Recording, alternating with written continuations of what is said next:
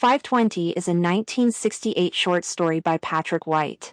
The short story is a third-person viewpoint of Ella and Royal, a late middle-aged couple's dispassionate and unfulfilled marriage.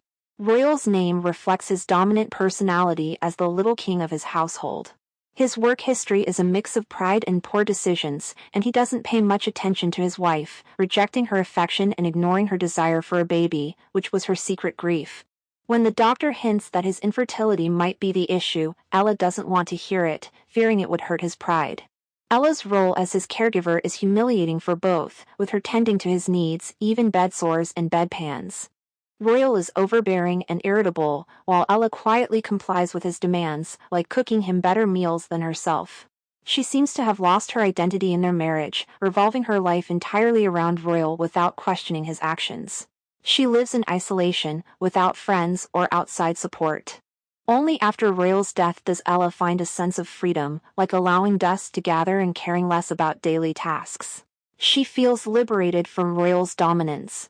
Ella's life is incredibly dull and repetitive, mostly spent sitting with her husband Royal in front of their house watching traffic go by. She's completely subservient to him, believing that because he's a man, he knows better and is more educated.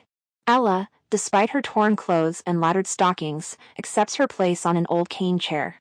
She treads carefully around Royal, avoiding any display of emotion, thinking she must always cater to his needs. Her confidence is almost non-existent, and she lives entirely according to Royal's wishes, doing everything for him despite his ingratitude. It's as if she exists solely to cater Royal's demands, never considering her own needs. Society's deep-rooted sexism is evident in the way women like Ella accept this submissive role because she's considered a plain little thing.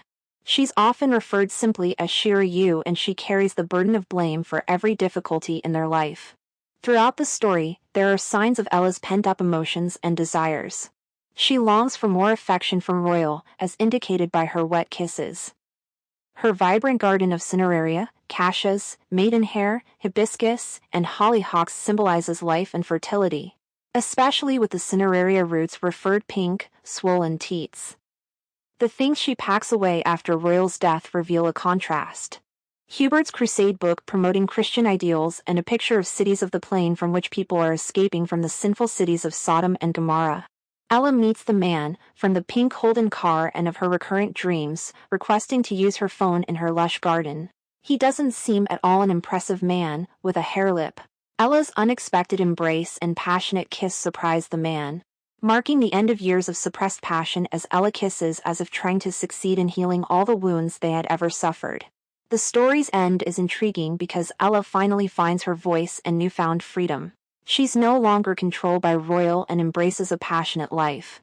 This change becomes evident when she buys makeup to impress the man who drives the pink Holden and whose name she doesn't even know. It's significant because, for the first time, she's taking care of herself other than someone else. Regardless of her age, Ella prepares for the man's second visit like a schoolgirl on a first date, trying to apply makeup, resulting in a comical purple flower mishap. However, when the man falls, likely from a heart attack, Ella's despair filled with terms of endearment like dearest and darling seems rehearsed, borrowed from actors rather than her own experiences. The story's conclusion, as Ella tries to kiss the dying man, is a mix of sadness, ridiculousness, and unsettling moments.